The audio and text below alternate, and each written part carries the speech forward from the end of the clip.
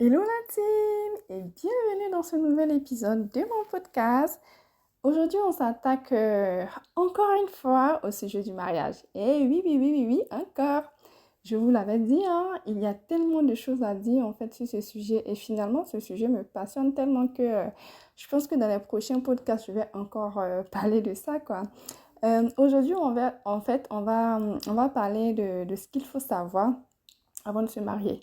On va dire que ça sera des conseils, en fait, en gros, hein, à savoir avant de se lancer, en fait, dans cette aventure, en fait, ou dans ce projet, en fait, qui est le mariage. Pour ceux qui sont déjà mariés, il n'est jamais trop tard, en fait, pour apprendre ou bien faire les choses. Donc, en fait, le sujet vous concerne aussi, quoi. Euh, que tu sois marié, que tu sois pas marié, que ce soit en fait que tu sois un homme ou une femme, fiancé, pas fiancé encore, reste avec moi en fait quoi pour la suite de la vidéo si cela t'intéresse quoi. Et n'hésite pas aussi à t'abonner si le contenu que je propose t'intéresse, à me laisser des commentaires, à liker la vidéo et à la partager en fait autour de toi.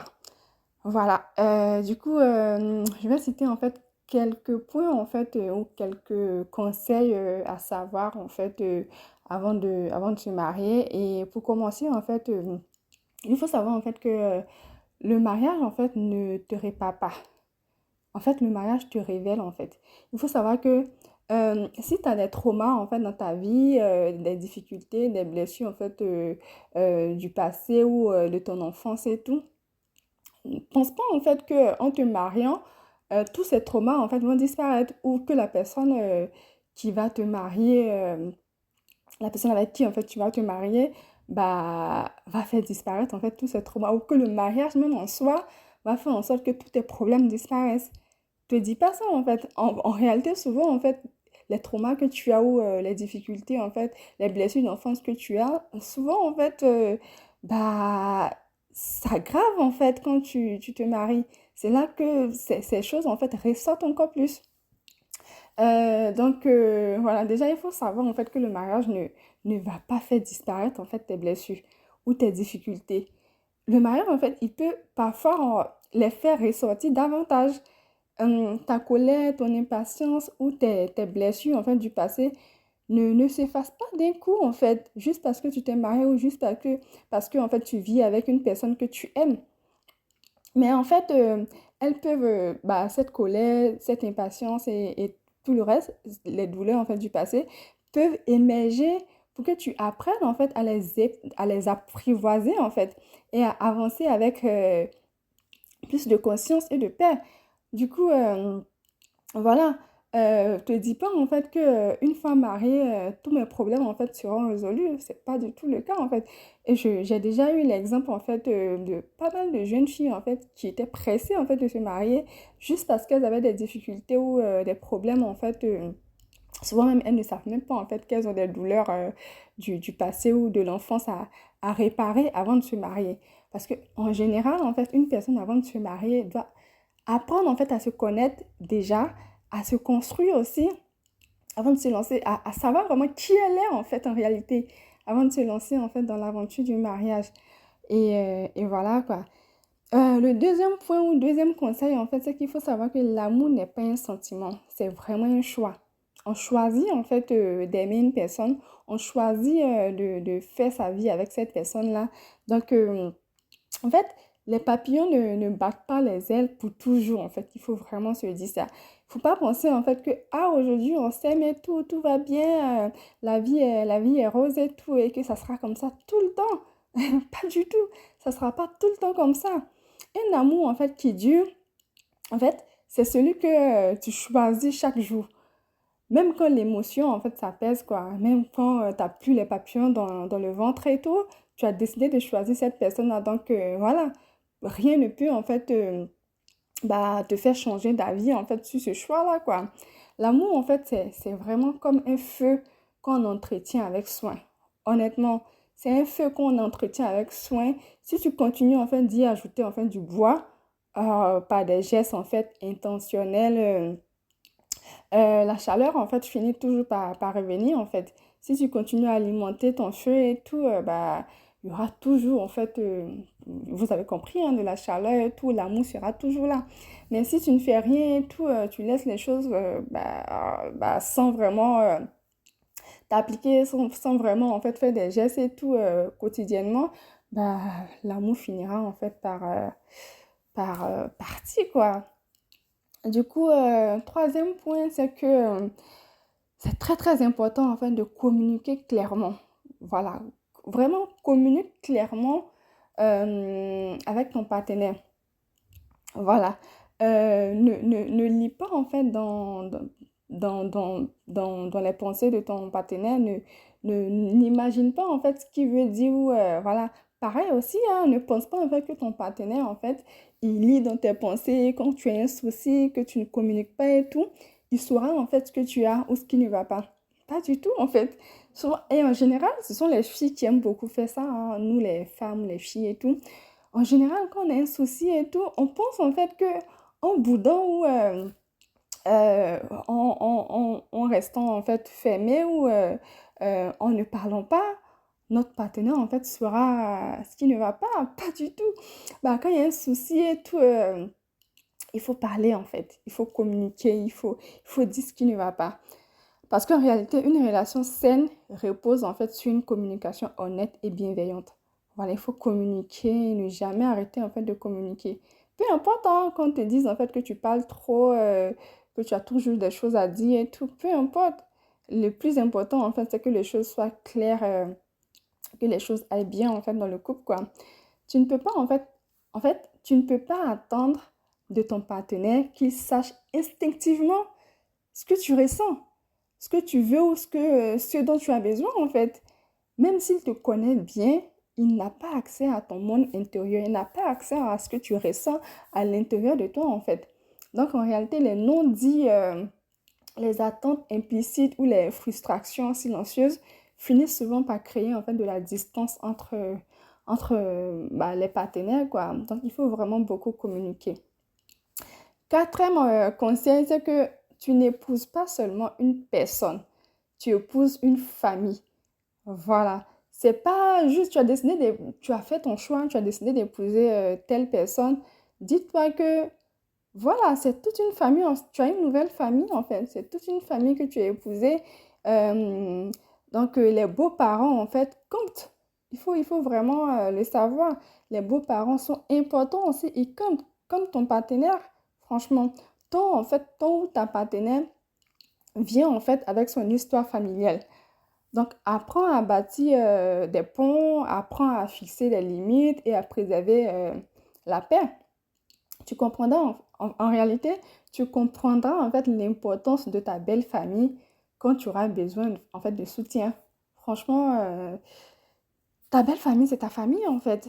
Voilà. C'est vrai que tu as ta propre famille, tu n'oublies pas non plus ta propre famille et tout, tu viens d'une famille et tout. Mais quand tu décides de te marier avec une personne, bah, tu épouses également sa famille, quoi. Donc, c'est très important, en fait, d'avoir une super entente avec ta belle famille parce que, quoi qu'il en soit, tu auras besoin, en fait, de leur soutien. Même juste pour garder des enfants, quoi. Juste pour ça, en fait, tu auras besoin de... Euh, du coup, cinquième étape ou cinquième conseil, en fait, c'est de pardonner. Pardonner, en fait, ne doit pas être une option. C'est essentiel. Quand il se passe quelque chose, en fait, dans le couple et tout, ne garde pas rancune, en fait. Il faut vraiment pardonner et passer à autre chose. Voilà. En fait, ressasser le passé, en fait, empoisonne la relation. Les blessures, en fait, non guéries finissent par s'enraciner en amertume, en fait. Donc, quand il se passe quelque chose, en fait, dans le couple, il y a rien. Il s'est passé un truc, en fait, de dingue et tout, que tu n'as pas digéré et tout. Mais vous, vous êtes assis, vous avez communiqué, vous avez parlé, ou même vous, vous êtes disputé et tout. Mais il faut vraiment pardonner, passer à autre chose, ne pas garder, en fait, de rancune et tout, quoi. Euh, du coup, apprends à pardonner rapidement. Ne garde pas en fait des trucs dans ton cœur parce que toi-même déjà, ça te bouffe en fait de l'intérieur et en plus, c'est pas sain en fait pour la relation. Donc, il faut vraiment apprendre à pardonner rapidement, avec sincérité aussi et sans retenue.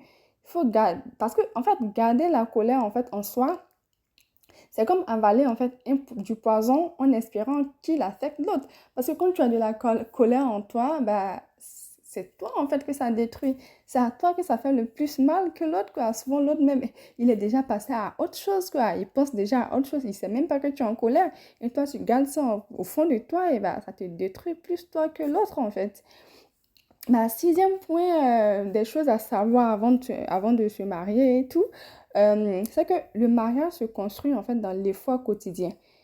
Voilà, il faut toujours faire des efforts en fait pour que tout aille bien dans le mariage.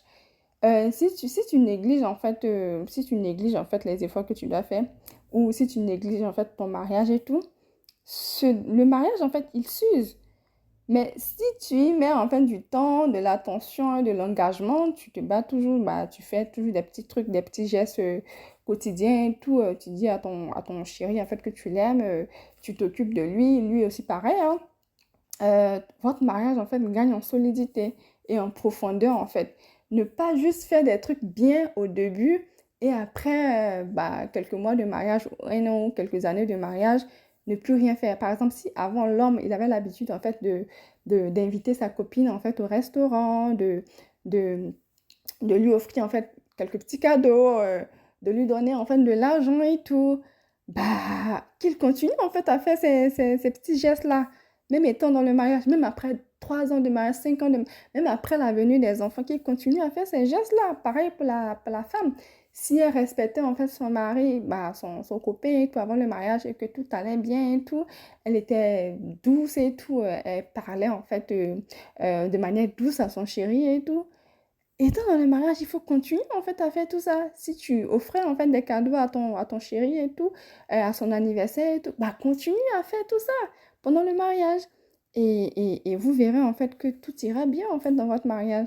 Et ces conseils que je donne là, c'est important parce que même moi aussi, il faut que je prenne de la graine et tout, que j'applique également les mêmes choses que je dis. Donc, bah, cette vidéo, en fait, est bénéfique, même pour moi aussi, quoi. Franchement.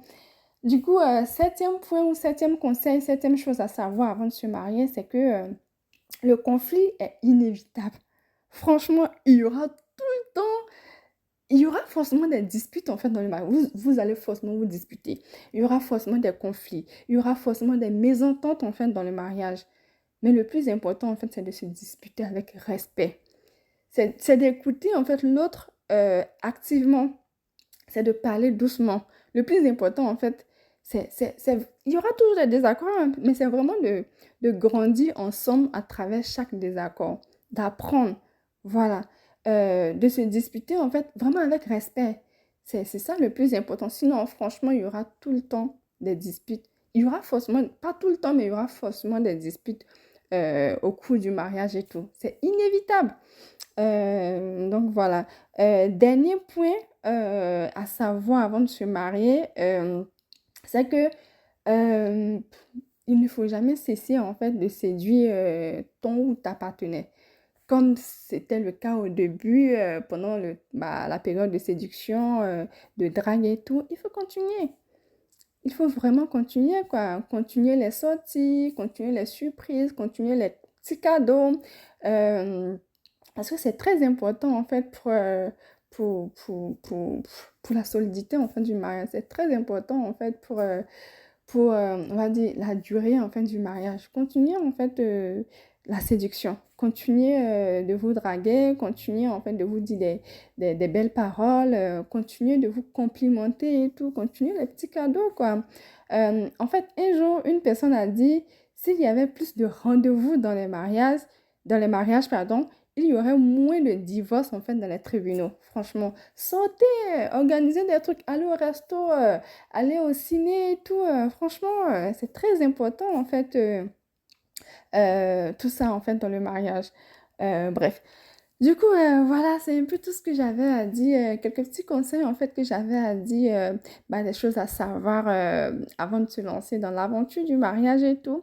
Et n'hésitez pas à me laisser également vos petits conseils en commentaire, parce que j'ai vraiment envie d'apprendre aussi d'autres choses que je ne sais pas pour la solidité en fait des mariages, quoi. Et moi, je vous dis, franchement, je vous dis à très bientôt dans un prochain épisode. N'hésitez pas en tout cas à vous abonner, comme je l'ai dit au début de la vidéo, à me laisser des commentaires. Et voilà.